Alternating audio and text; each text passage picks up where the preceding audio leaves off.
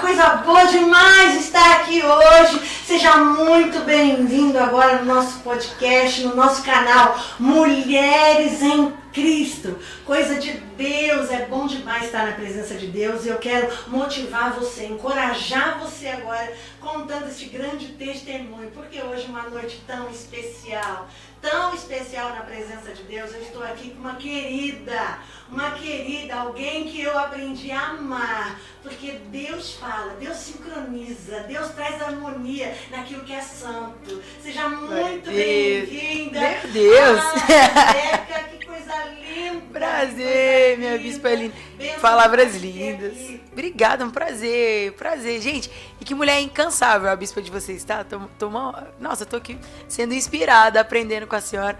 Uma mulher linda, incansável, e o reflexo nas ovelhas, uma igreja amável. Eu tô muito feliz de estar aqui e agora estar aqui nesse estúdio lindo, conversando com a senhora. Um prazer, tá? Obrigada mesmo. Amém, nós, né? O Senhor que opera. Amém, linda. O Senhor que opera. Mas eu sempre falo, é o nosso grito de guerra. Não somos simplesmente mulheres, mas estamos em Cristo. Uau, é o segredo. Somos mulheres em Cristo, a partir do momento que nós entregamos a nossa vida. Glória a Deus. Entregamos os nossos projetos, os nossos propósitos. Nós vemos Aleluia. Deus agindo sobre nós vemos Deus agindo sobre a nossa família, a nossa casa. Glória a Deus. Deus, o bem mais precioso. Uau. O bem mais precioso. É isso. É a obra do Senhor nos bastidores. Né? Uau. A obra do Senhor nos lares. Glória a Deus. E glória a Deus, eu louvo a Deus pela tua vida. Uma vida linda. Obrigada, cheia de Deus, cheia glória de Deus. a Deus. É um prazer ter você conosco. Obrigada, minha bispa. Deus te abençoe grandemente. Amém. Mas eu quero te ouvir um pouquinho. Claro, tô aqui pra falar, ué. Vamos.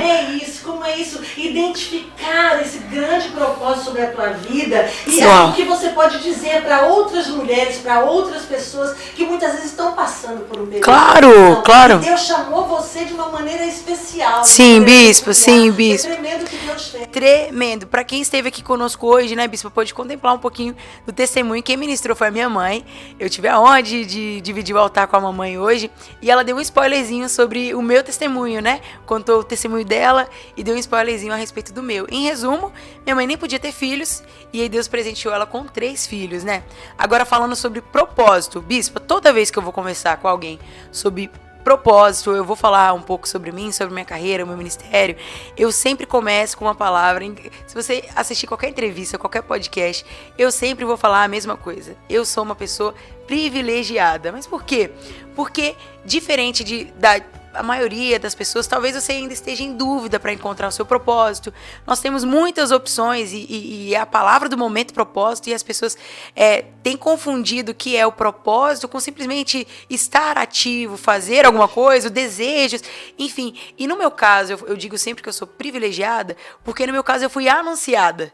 Então eu não tive a preocupação na minha adolescência, graças a Deus, eu não tive essa aflição de ter que descobrir para que eu nasci. Eu nunca tive essa fase de adolescência de tentar descobrir o que eu fiz. Por quê? Minha mãe, para resumir aqui para vocês, porque a história é bem grande, é bem linda. Se deixar, a gente vai ter 2 horas só para essa parte do testemunho e eu quero bater papo com a senhora.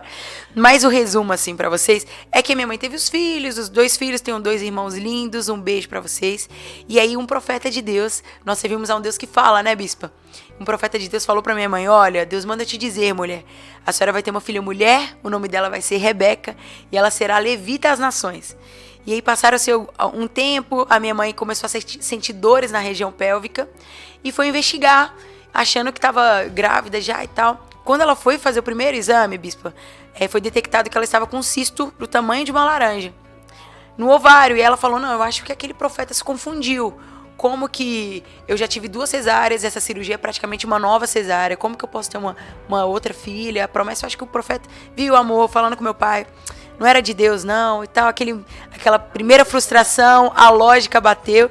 Inclusive, já fica isso daí, se Deus tem uma palavra para você e a situação disso ao contrário, se apegue à palavra, porque Deus nunca volta atrás de suas promessas. Se apegue à palavra de Deus, que é isso que importa, não o que o homem diz, o que o médico diz. Deus usa os médicos, mas depois eles serão fonte de testemunho para sua vida, em nome de Jesus. Eu sei que o tempo passou, minha mãe creu na promessa, fizeram um propósito, e aí foram refazer os exames já para a cirurgia. E quando foi fazer os exames para marcar a data da cirurgia, o cisto simplesmente tinha sumido e estava lá a Rebeca, um cistão aqui falando com vocês. O cisto foi transformado em Rebeca. E aí, falando sobre propósito, como ele já havia sido anunciado, e inclusive meus pais foram muito sábios assim, bispo, porque não precisou ser imposto. E fica inclusive aqui uma dica para você que ainda não descobriu o seu propósito. No meu caso foi anunciado, faltava um painel no céu dizendo que eu seria. Mas o propósito, geralmente não, principalmente quando é dado por Deus, o propósito chamado por Deus na sua vida, se você ainda não descobriu o seu chamado, tenha certeza, ele já nasceu em você e muito provavelmente é algo que você já gosta. E às vezes você não vê uma razão, não vê um propósito de Deus no chamado, porque talvez não está com um microfone na mão, o fato de estar servindo, mas você ama servir, o fato de estar cozinhando, você cozinhando na igreja, você ama, mas ninguém tá vendo, talvez você, qual que é o meu propósito? Mas se algo queima em você, tenha certeza que isso já faz parte, de alguma forma, com aquilo que o Senhor te chamou. E na minha infância, com 2 anos já de idade, minha mãe não precisou, meus pais, Deus falou que você ia ser cantora, vamos agora pra aula de música e tal. Não, já nasci em mim, já queimava em mim a paixão pela música. Com 2 anos eu já tocava na orquestra da minha igreja, segurava o violino, né? Tocava não, segurava lá o violino. E a música foi entrando em mim e meu propósito foi sendo cumprido desde sempre, porque os meus pais estavam debaixo de uma palavra, me criaram no caminho, e o segredo para entender o propósito de Deus é estar no caminho, é estar no lugar certo, fazendo a coisa certa, e o lugar certo é na presença do Senhor Jesus. E simplesmente o que é dele flui, o que é dele acontece, o que é dele vai vir às suas mãos. Então o segredo para estar debaixo do propósito de Deus, para cumprir o propósito de Deus, é estar na presença de Deus, porque Ele é o principal interessado em cumprir a sua promessa, em ver você frutificando, ver você crescendo, e como nós ouvimos hoje e ministramos, que a medida de Deus é transbordante, né? Então quando nós estamos debaixo de um propósito, a medida de Deus é transbordar aonde quer que você esteja instalado e fazendo a obra do Senhor. Amém. Glória a Deus. Nós vemos nos dias de hoje que há muita dificuldade nesse ponto de equilíbrio que você está falando. Porque existe propósito, existe a promessa, existe a direção de Deus, mas muitas vezes a gente deixa a ansiedade vir à frente. E eu tenho certeza que você deve ter passado momentos de desafios que vieram. Você focada no propósito, mas o desafio veio. Mesmo estando no lugar certo. Exatamente, acontece, né? Exatamente. E aí, como que você rebateu isso? Como foi esse momento que você viveu, o Senhor te fortalecendo ali nesses momentos de crítica? Uau! É exatamente isso. O segredo, sempre, gente, é a presença de Deus. Claro, nós somos seres humanos, vai vir a aflição. Eu tenho diversas testemunhos e histórias para contar a respeito disso. De crises, mesmo estando no lugar certo, na hora certa, debaixo de uma palavra, vão vir as aflições, como a bispa falou. Vão vir as palavras contrárias, vão vir os ventos contrários. A Bíblia diz isso, no mundo tereis aflições. Então você não é um alecrim dourado que vai viver brilhando sozinho. Fique tranquilo, vai vir aí um tempo de provação, porque Deus também trabalha na nossa fé. A tribulação produz perseverança, já dizia o apóstolo Paulo, né? E a perseverança produz paciência. Então, até na tribulação, Deus está trabalhando algo em você para que você veja e viva a plenitude do processo. Então, o resumo é não se afastar da presença de Deus. É Ele quem mostra o seu propósito, é Ele quem te traz para o chamado, para viver o propósito, é Ele quem te sustenta, mesmo que venha a aflição, mesmo que venha a dor, mesmo que venha o medo, mesmo que venha qualquer coisa, Ele é maior que todas essas coisas e nada é novidade para o Senhor Jesus, né? Qualquer luta e prova que você estiver passando durante o seu processo, saiba que Deus já venceu o mundo, tem de bom ânimo, porque eu já venci o mundo. Então, nós somos vencedores em Cristo e durante todo o meu chamado, na gravação do meu primeiro CD, são diversas histórias, assim. Eu lembro que nós fizemos jantares musicais, nós fizemos cerimônia, festa para arrecadar dinheiro para pagar esse primeiro CD. Embora eu seja novinha, eu peguei a fase do CD, de gravar o primeiro CD e tal. E eu lembro que eu agi por fé. A minha mãe, né, que claro, minha mãe rainha, a gente já tinha marcado a data do lançamento sem ter nem o CD. A gente não tinha nem o dinheiro, nem o CD, nem nada. Eu falei, eu tenho uma palavra, eu não pedi pra ser cantora, Deus que me chamou com esse propósito, eu vou viver o propósito. Confiança total. Confiança. Então, respondendo também a sua pergunta, qual que é o segredo? Se posicionar. Quem tem uma palavra, mesmo que a gente titubie ali, dá uma balançada, se posicione. A razão vai querer falar mais alto. A profecia foi errada. Eu vou ter que fazer uma cirurgia. Não era pra mim, o profeta se enganou. Deus me prometeu as nações, o CD vai vir, mas o dinheiro não vem.